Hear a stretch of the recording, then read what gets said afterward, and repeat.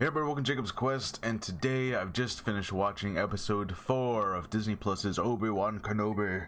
Okay, obviously full spoiler review, and yeah, let's go ahead and just jump right into it. So, a lot of people, based off last episode, a lot of people had theories of where this was going, what was going to happen, including myself. And, you know, look, I always try to preach, like, hey, don't, judge the show based on what you actually get, not what on you thought you were gonna get. Don't like try to compare this against your ideas you had previously, because it doesn't seem as fair, right? Like, judge the actual product that's being presented to you. So I will say this. I think based on like the narrative beats and based on where we left off last episode, I had thought that this was going to be the episode where, Obi-Wan is in a Bacta tank all episode, and we get a bunch of flashbacks and exposition dumps, and we kind of get like the background on Reva's character and the motivations on like, well, what does she really want? What is she after? Why does she hate Kenobi so much exactly? It just different explanations that I feel like we are still missing. And we didn't really get that. We did get a cool moment of Obi-Wan like in the Bacta tank, and then Vader's in his Bacta tank, and they're kind of like force sensing each other kind of thing. So we got that, but we really didn't get the kind of like, I guess that I thought this was going to be like the episode that explains a whole lot leading up to the last two episodes, and it just really wasn't that, and that's okay. But I do still feel like we're missing things. I still like, is the only motivation for Reva gonna end up being that she wants to be the Grand Inquisitor? Because if that's solely it, if that is literally the only thing that she's been doing all this for, I do feel like that is some missed potential, because you had this great setup of probably her being one of the children during Order 66 in the Jedi Temple. And it feels like that could go really interesting places, and they just haven't done anything with it yet. Obviously they still have two episodes. Maybe they're saving it for like the very end. But yeah, it does feel like this was the point in the show where they probably should have done something there, and they just haven't. We do get tiny little snippets where, so Reva has captured Leia, and they are back at Fortress Inquisitorius, and she's interrogating Leia the entire episode. And she does bring up tiny little things like, oh, I know what it's like to be alone, and I know I had a droid when I was growing up, and so like, okay, she has a tragic backstory, but we don't know the details of it yet, so it is a little like, okay, when are we gonna learn this? Like, is the show gonna end and we're gonna have to learn Reva's backstory in a comic book? Because that just seems a little weird narratively speaking. Like, it seems like they built up her kind of mysterious, interesting backstory, and then they still haven't paid it off yet. And we're approaching the end of the show. I think that's my only thing.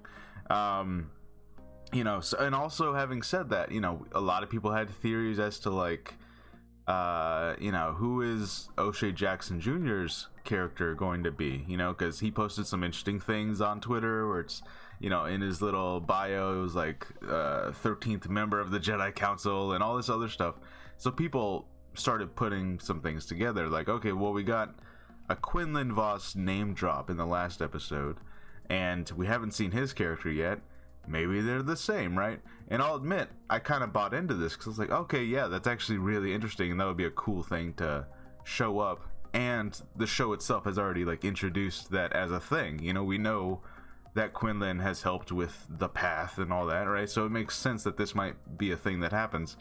And it's not. It's just not. It's Quinlan. So O'Shea Jackson's character, he seems to just be I don't know if he's the leader of like that group that's kind of running the path, and they bring in all the Force sensitives, but that's really all he does. You know what I mean? Like, there was not like a big reveal where it's like, oh, he's actually a Jedi himself. And I suppose they still have time for that, but it feels like if he was a Jedi, he would have introduced himself to Kenobi like right then and there, like, oh, Master Kenobi, it's me, I'm a Jedi, or something, right? And he didn't do that, so I definitely don't think he's a Jedi or even Force sensitive. He mentions how he mentions how his wife was force sensitive and his wife was taken. So I mean, that is an interesting thing, and that, you know, that there's his motivation for why he's doing this. And while we were there on Jabeam, you know, I was kind of hoping that we would see, I don't know, not necessarily like major cameos. I know some people were throwing out like, oh, what if Cal Kestis shows up? I mean, that would have been crazy and wild, and I would have loved it, but I wasn't like expecting that to happen. But we didn't really see much of anything. I thought maybe we would get like a sequence where we see, at the very least, like some children are like moving some stuff with the Force and kind of practicing, but we really just see a bunch of people in the background just like working on stuff, and no one, like, we don't see anyone using the Force really, or doing anything Force related, or being taught the Force. So I'm assuming we're gonna see more of Jabeam, because we didn't see a whole lot of it, so it's still, they still have room to do that kind of thing, you know, like maybe someone there is like, oh yeah, I use the Force, I'll teach a small class here, you know, while people are here and waiting for their new identities to move out, you know, I don't know, something like that.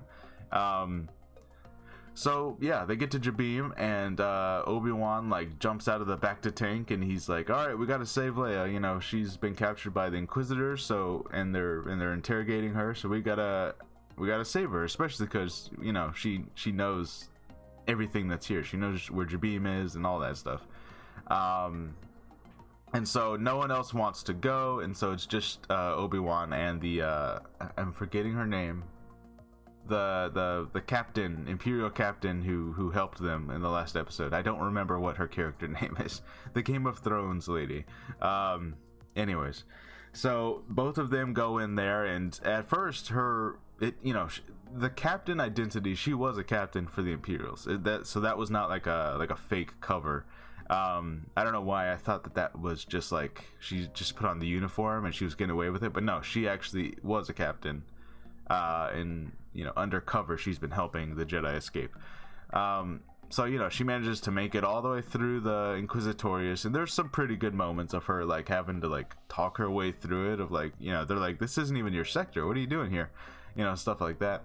And you know, I do like that we saw Obi-Wan sneaking around, so we're definitely getting more of that Alec Guinness Obi-Wan, of him trying to like make it through Imperial hallways and trying to stay off the radar. So we do get a couple of good moments of him taking out stormtroopers, and he even brings up his lightsaber while they're running away, and you know, he's deflecting the blaster bolts and stuff like that. You know, and we get a little bit of a conversation between Obi-Wan and the Imperial lady about how, like, you know, it's not just your body that needs to heal, but the past is a hard thing to forget. And we see him like trying to move this little object on the ship, and he's like kind of struggling with it a little bit. So they're definitely like pressing down the fact that he's not fully back. He's not like 100% there, obviously, from last episode. But again, I thought this was going to be the episode where he reconnects with the Force, and maybe he talks to Qui-Gon and he gets like the motivation to, you know, become fully back to the Jedi that he used to be. That way he can take on Vader. But again, that's just not what ended up happening this episode. So, you know, I think my only thing about this one is that at this point in the show, it feels like there are narrative beats and exposition dumps that we were supposed to have gotten by now, and we haven't gotten those.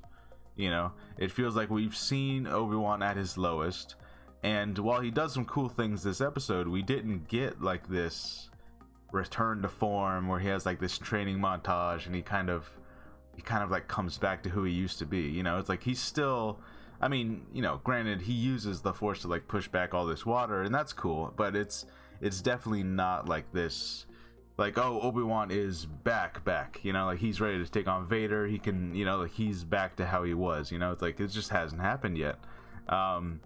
And we know that he is supposed to get back to that place, because, you know, by the time Maul finds him, another like 9 years from this point, we know that by the time Maul finds him, he's like a full Jedi Master again. He's able to take Maul out in just like 3 hits, you know, so like there is still like a thing that's supposed to happen, presumably in this show, where he comes back to his his form as the Jedi Master, so I don't know, we're still waiting.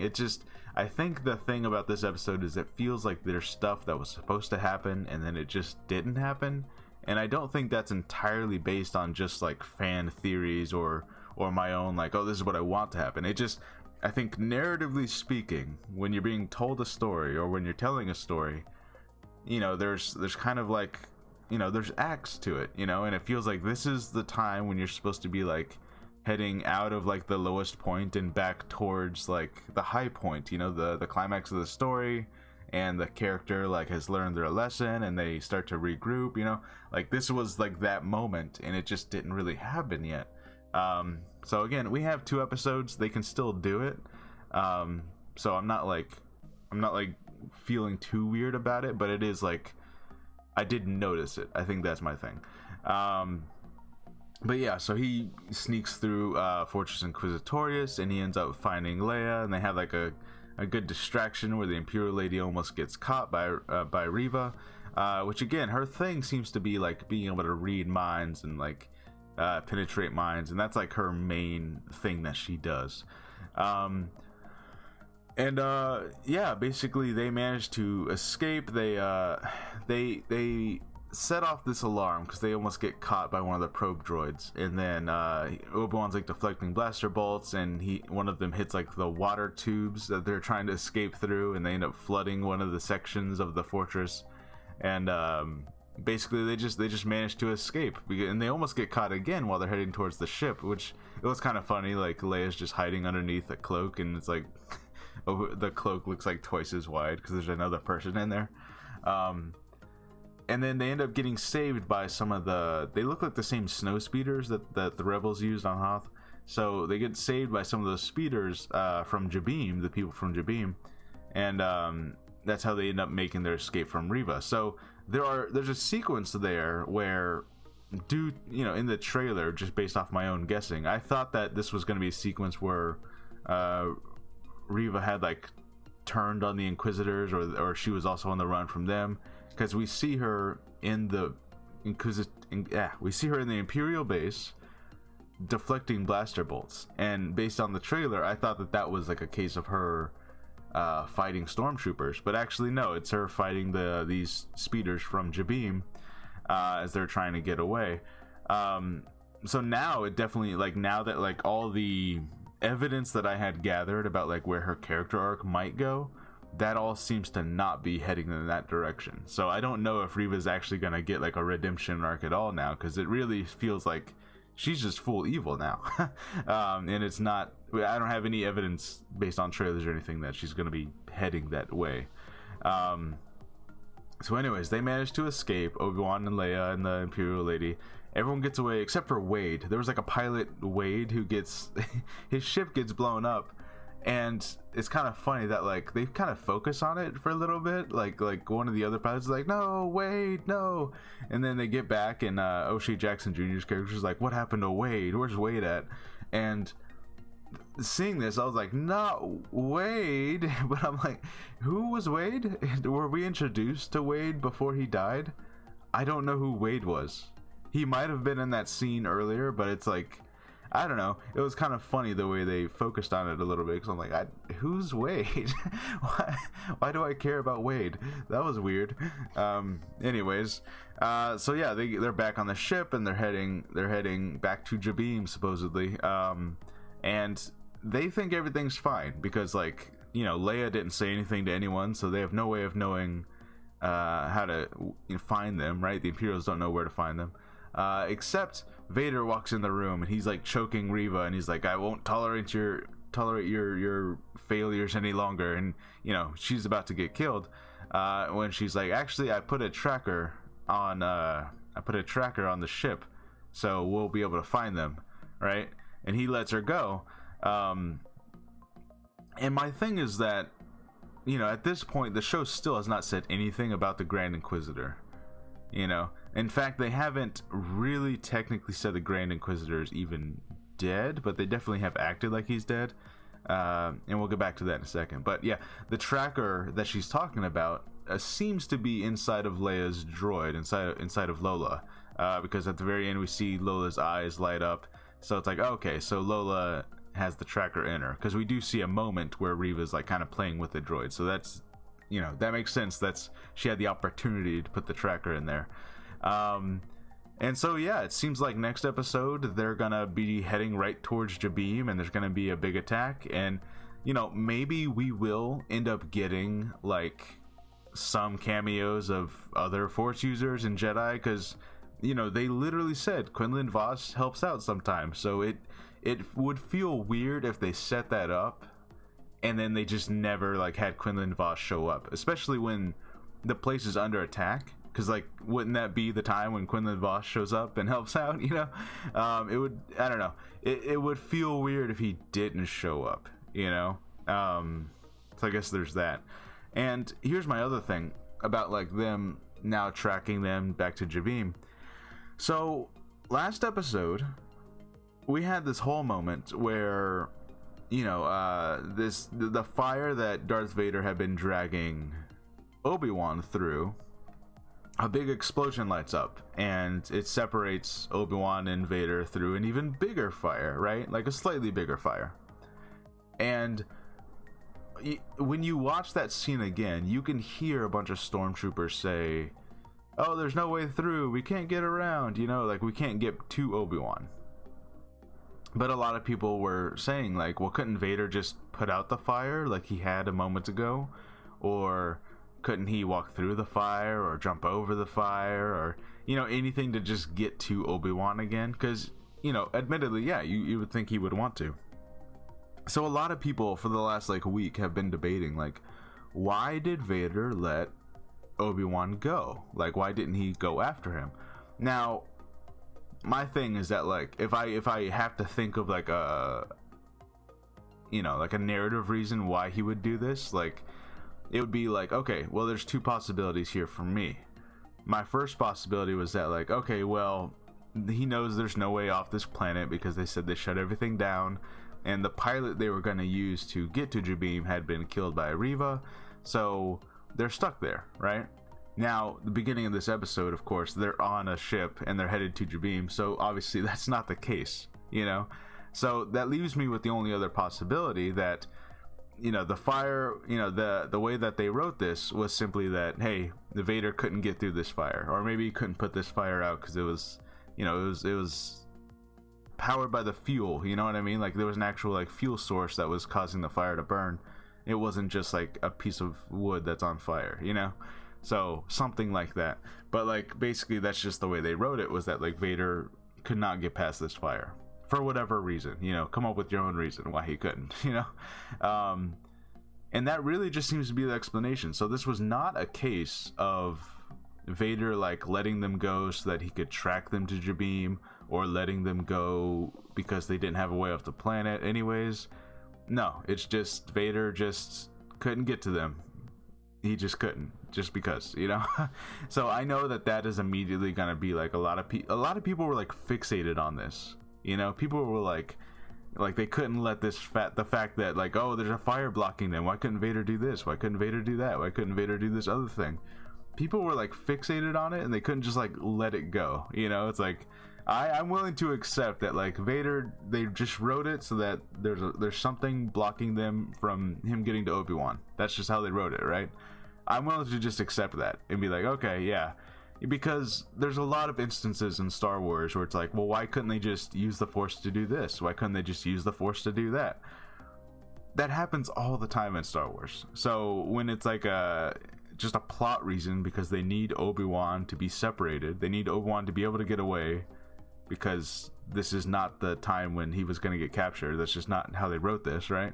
I just accept it. I'm just like, okay, yeah, I mean, sure, they could have had a better way of them being separated. They could have made more sense of that situation.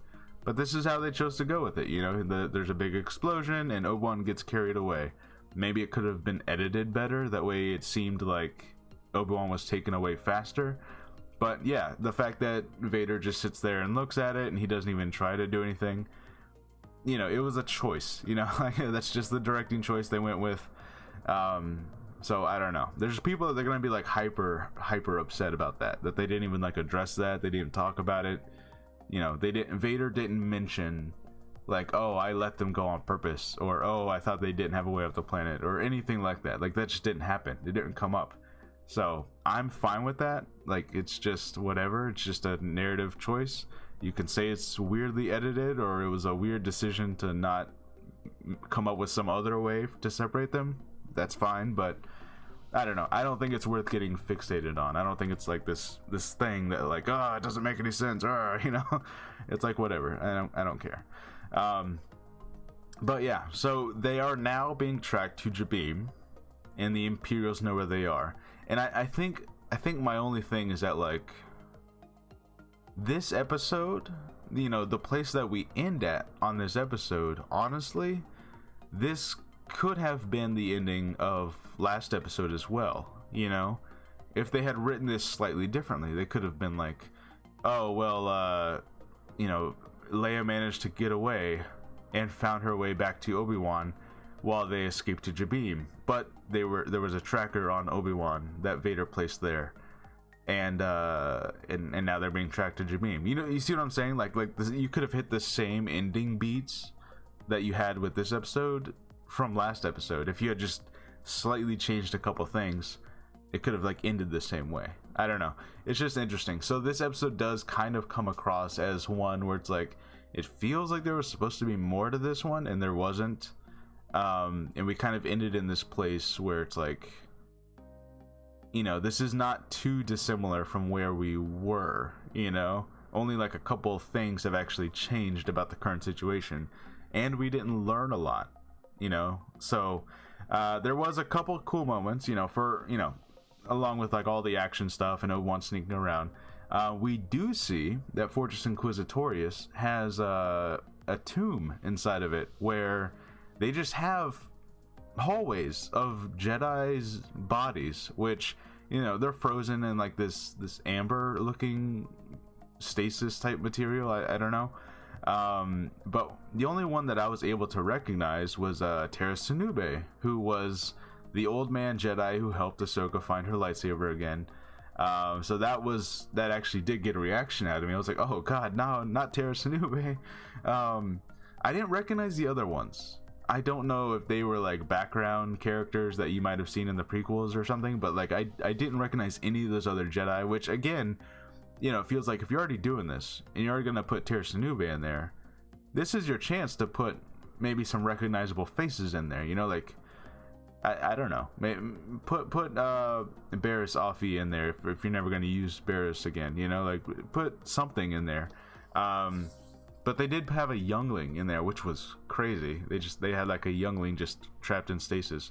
I'm assuming they're all dead because he said it's a tomb, so I'm assuming that these are dead bodies that they just have encased, which is like crazy demented type stuff. It does, however, remind me of Luminara's thing, because in Rebels there was a scene where they thought maybe Luminara was alive, and then they get there and it's actually Luminara's like body, you know, slowly decomposing inside a similar situation, a little sarcophagus type thing, you know.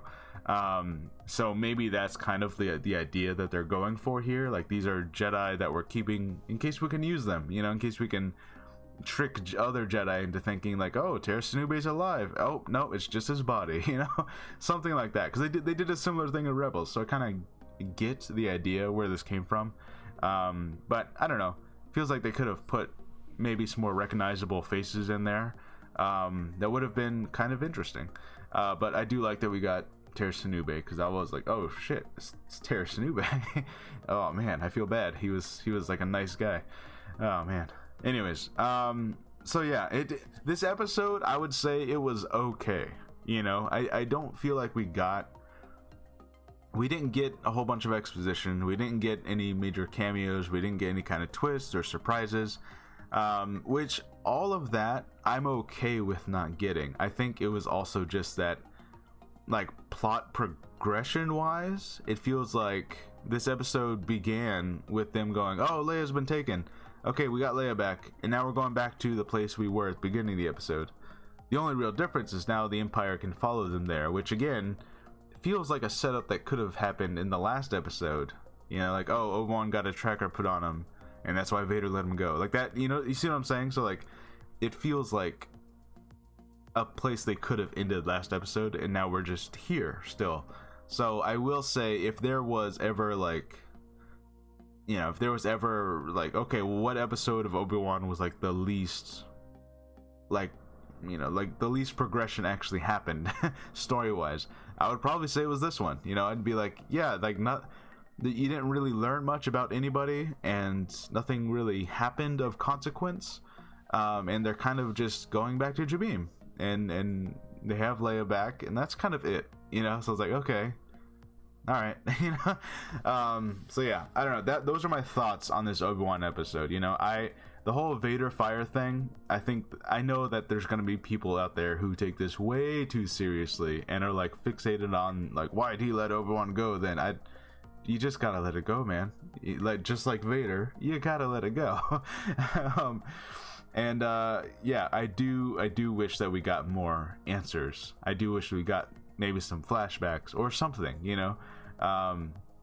But we didn't really get much of any of that stuff, and that's okay. Like, this was still enjoyable from, like, you know, what we did get. And again, that's just kind of like my whole credence. I don't know if credence is the right word, but my whole thing that I try to preach, where I'm like, judge what we actually get instead of like our expectations and our theories and all this other stuff, you know. Like, I'm trying to judge this based solely on what I'm actually being presented, and I'm judging that. So anyways, let me know what you guys thought about Obi-Wan episode 4. I'm still excited for episode 5 and 6. There's still plenty of time to do all of the stuff I thought we might have gotten. But yeah, I'm still waiting. What is Reva's backstory? I hope we get it. Like give us more details about, like, why does she care so much about Obi-Wan? And by the way, where's the Grand Inquisitor at? We know he's coming back. The writers came out and were like, we're not going to break canon. He's, you know, like, they didn't say he's coming back, but they're like, canon's very important. We didn't break any canon. Everything's fine. You know, so, like, we know he's coming back at some point. Are they going to wait until the very last episode and then he opens his eyes like, I'm back? You know? I don't know. Where's he back? Where's he at? What's he doing? What's going on here? Where's the Grand Inquisitor? In fact, when the Imperial Lady goes to the Grand Inquisitor's base, the Inquisitorius base, she's like, don't let me tell the Grand Inquisitor that you stopped me from coming here. So it's like, no one like corrected her. No one was like, oh, the Grand Inquisitor's dead. Didn't you know that? Like, no one said that. So like, where's he at? What's happening? What's going on? You know, it feels like we're still waiting on the same answers we were waiting on last week, and I think that's going to be part of the frustration, because it's like, did nothing happen this episode? Not a whole lot, to be honest. You know, not a whole lot happened. So anyways, let me know what you guys thought. Let me know if I'm wrong entirely. I know that there's going to be people out there a lot more angry at this than I am, where I'm just like, yeah, I'll admit, it feels like we should have gotten more stuff and we just didn't, and we have to wait a whole week. I think that's definitely part of like the frustration, is that like, oh, we have to wait a whole week for plot progression, like let answers, revelations, motivations, all that's, you know, tell me something, you know. But yeah, other than that, like, it was still a fine episode. You know, we did get some fun Obi-Wan doing stuff, taking out stormtroopers, you know, holding back the water, deflecting those bolts. We got a cameo of a Purge Trooper. The Purge Troopers admittedly didn't do a whole lot, so still kind of waiting on something to happen there. Yeah, I don't know, maybe season 2. That's like a rumor. Season 2 might be a thing. Who knows? Yeah, let me know what you guys thought, and I'll see you guys next time. Bye.